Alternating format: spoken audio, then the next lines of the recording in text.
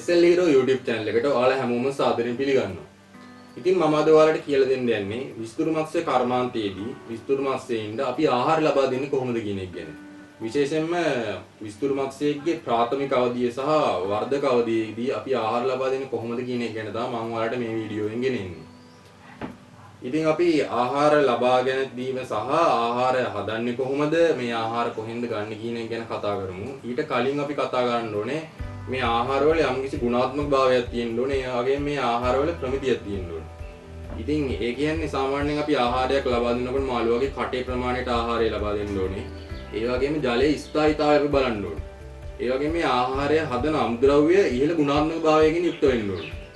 ඒ ආහාර අපිට ගෙදර හදන්නත් පුළුවන්, කඩෙන් ගන්න ආහාරත් තියෙනවා. ඒ දෙකේම අමුද්‍රව්‍ය පිළිබඳව අපි හොයලා බලන්න ඕනේ. ඒ වගේම තමයි මේ ආහාර ලබා දීමෙන් මේ ආහාරය ගොඩක් මෘදු වෙන්න ඕනේ. ඉතින් මේක ආහාරයේ එක එක ස්තරවලට අපි ආහාරය ලබා දෙන්න ඕනේ මාළුවගේ කටේ මට්ටම අනුව. ඒක ජලයේ මැද ඉඳලම ආහාර ගන්න මාළු ඉන්නවා, යටම ඉඳලා ආහාර ගන්න මාළු ඉන්නවා, උඩම ඉඳලා ආහාර ගන්න මාළු ඉන්නවා. ඉතින් අපි කතා කරමු මේ ආහාර මොනවද? මේ ආහාර තමයි ආහාර වර්ග කිහිපයක්ම තියෙනවා.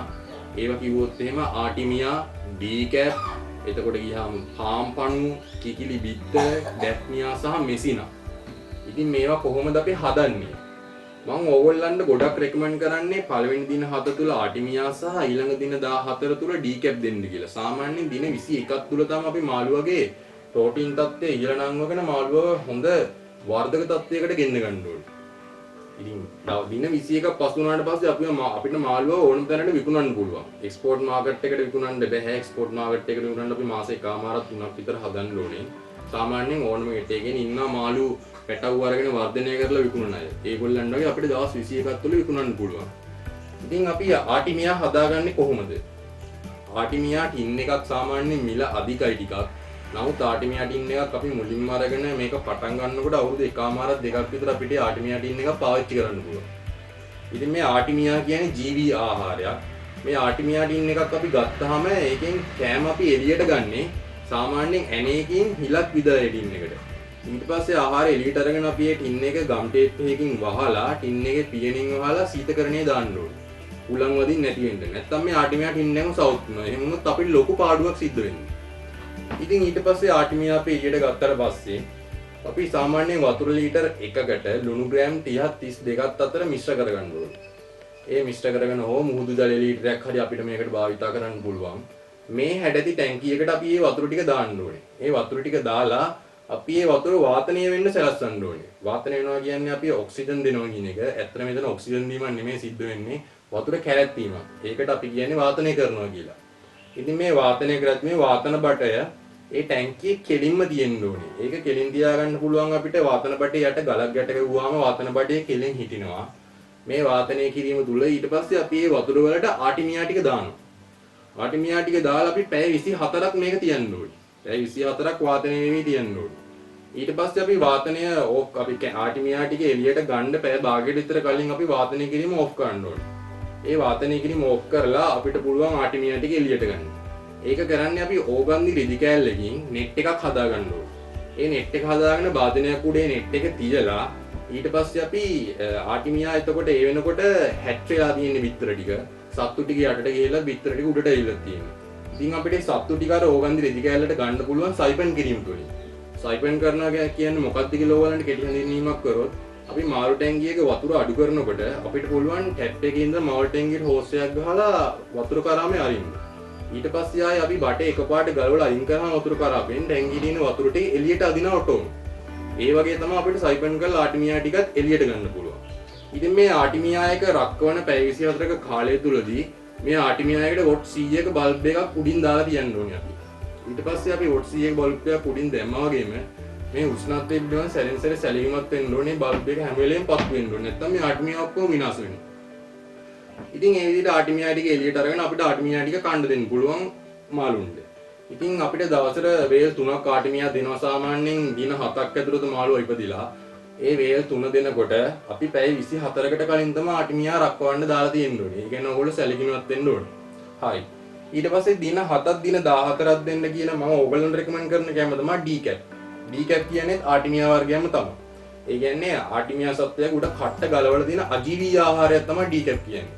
ඉතින් ඩීකැප් ආහාර ලබා දෙන්න පැය 3කට විතර කලින් අපිට පුළුවන් වෙනම භාජනයක් අරගෙන වතුරේ පිඟෙන්න දාලා ඊට පස්සේ ඩීකැප් ටික අපිට පැය 3කට පසුව කන්න දෙන්න පුළුවන් මාළුන්ට ආහාරයට ලබා දෙන්න පුළුවන්.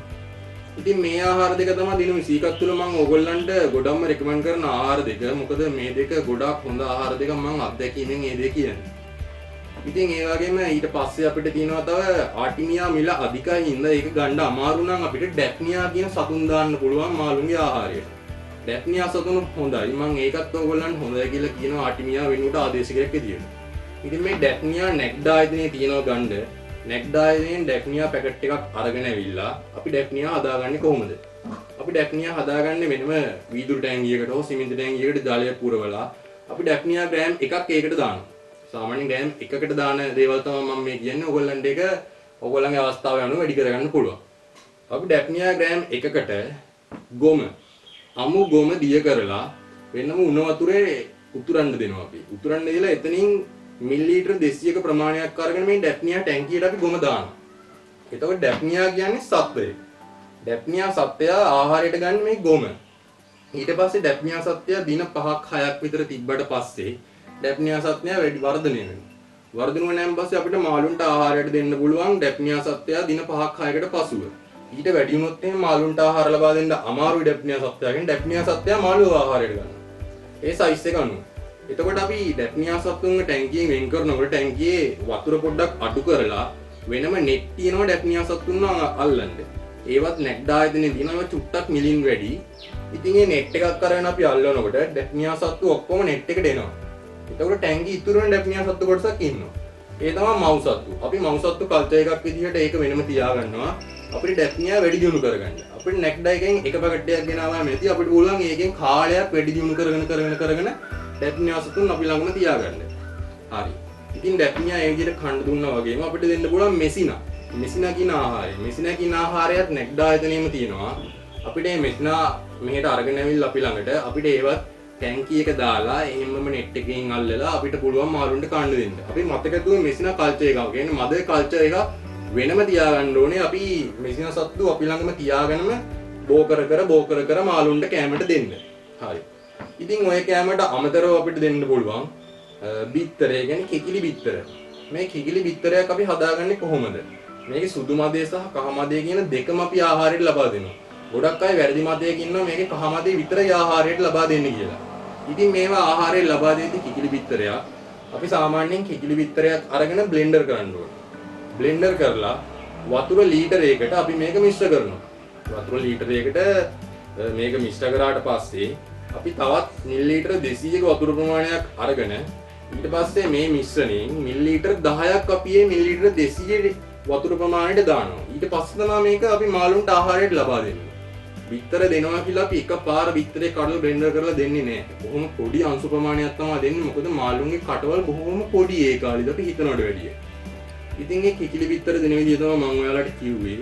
ඊට පස්සේ අපිට දෙන්න පුළුවන් පාම් පණුව. පාම් පණුව අපි නිවසේදීම හදාගන්න ආහාරයක්. මේ පාම් පණුව අපි හදන්නේ කොහොමද? පාම් පණුව හදන්න අපිට අවශ්‍ය වෙනවා පාම් භාගයක්. එතකොට කිරි පිටි හෝ සෝයා ග්‍රෑම් 50ක්. ඒ වගේම වතුර මිලිලීටර 200ක්. ඉතින් අපි එකටම කරන්න ඕනේ මේ පාන් කෑල්ලේ මැද කොටස කඩලා පොඩි කෑලි වලට කඩනවා.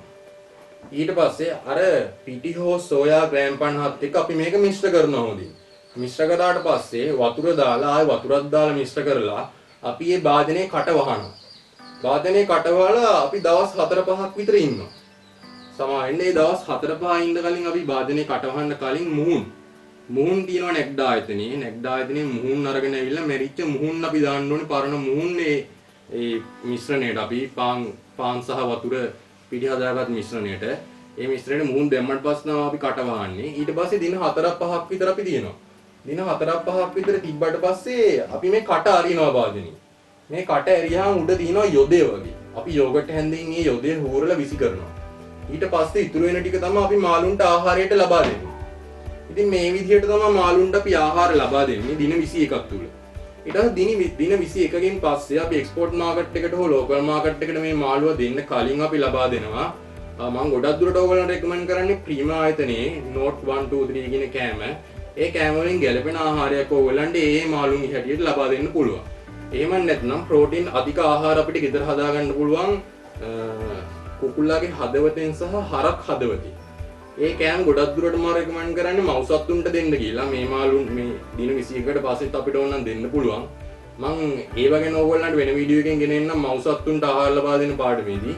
ඉතින් මම අදට නවතින්නම්. ඔයාලට සුබ දවසක්. මාව subscribe කරලා bell icon එක click කරන්න.